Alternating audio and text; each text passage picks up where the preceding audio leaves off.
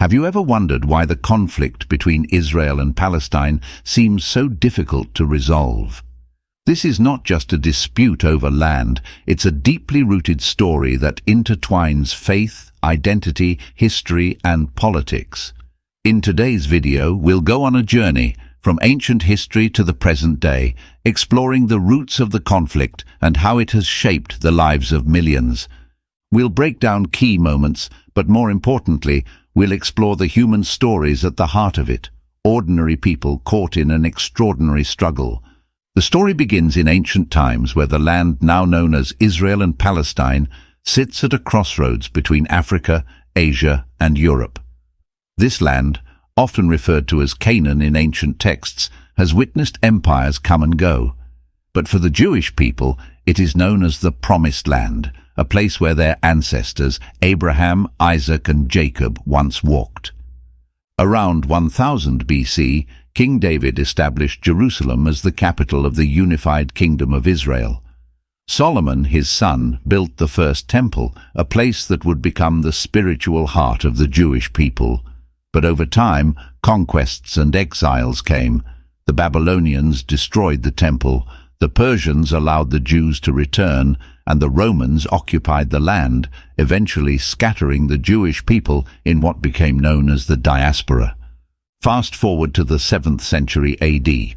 A new faith, Islam, was born in the Arabian Peninsula, spreading rapidly across the Middle East. The Muslim armies reached Jerusalem and took control, building the Dome of the Rock and the Al-Aqsa Mosque on the very site where the Jewish temple once stood. For the next 1,000 years, the region known as Palestine was part of various Islamic empires, including the Ottomans, who ruled until the early 20th century.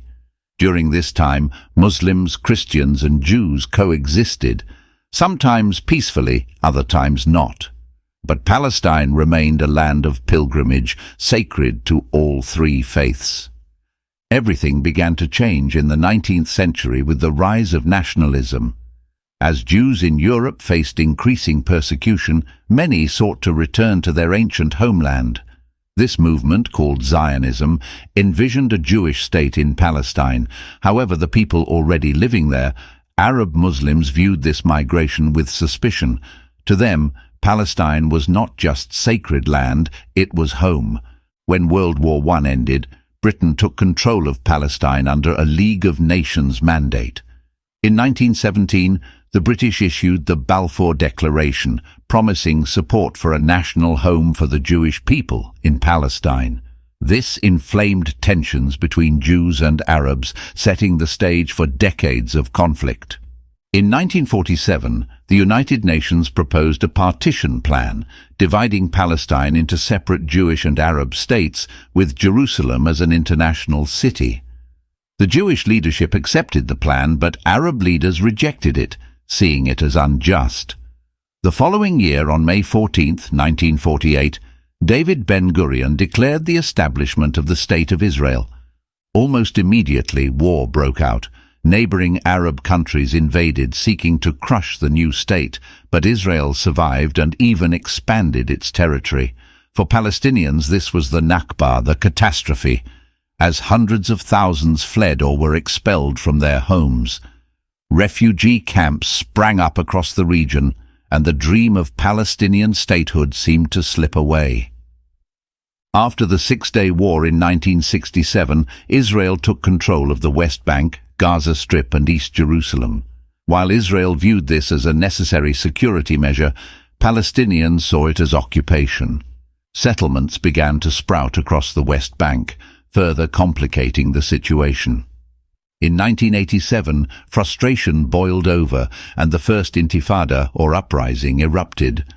Palestinians threw stones at Israeli soldiers, demanding an end to occupation and the right to self-determination. The world watched as both sides struggled to find a solution. The Second Intifada in 2000 was even bloodier, marked by suicide bombings, Israeli airstrikes, and a deepening sense of distrust between the two peoples. By the end of it, thousands had died, and the hope for peace seemed more distant than ever. Today, the conflict continues in different forms. In the West Bank, Israeli checkpoints and the separation wall have become part of everyday life for Palestinians. Meanwhile, in Gaza, a blockade imposed by Israel and Egypt has left the territory in a state of perpetual crisis. Hamas, an Islamist group that controls Gaza, often launches rockets into Israel, prompting retaliatory airstrikes. Both sides live in fear. For Israelis, it's the fear of terrorism and losing their homeland. For Palestinians, it's the fear of dispossession, occupation, and a future without freedom. And in the middle are ordinary people, families, children, trying to live normal lives under extraordinary circumstances. Many countries and organizations have tried to broker peace, but the solutions are elusive.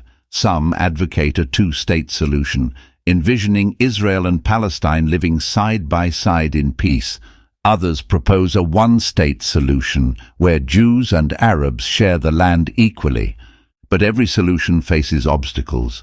Settlements, refugees, security concerns, and religious claims all make compromise difficult. And as time passes, divisions grow deeper. The conflict between Israel and Palestine is more than maps, treaties, or political debates. It's about people. Imagine being a young child in Gaza, hearing the sound of drones overhead and wondering if tonight will be peaceful. Or a teenager in Israel, standing guard at a checkpoint, wondering if the next person approaching might carry a weapon. It's easy to get lost in the politics and forget that behind every headline are real human beings, people who laugh, love, and grieve just like us. The Bible teaches us in Matthew chapter 5 verse 9, "Blessed are the peacemakers, for they will be called children of God." Despite the darkness, we are called to seek peace and reconciliation. Our hope lies in the belief that change is possible, that one day Israelis and Palestinians will see each other not as enemies, but as neighbors. It may not happen tomorrow or even in our lifetime, but peace is a journey that begins with understanding. As we close today's video, let us reflect on the words of the prophet Micah. They will beat their swords into plowshares and their spears into pruning hooks.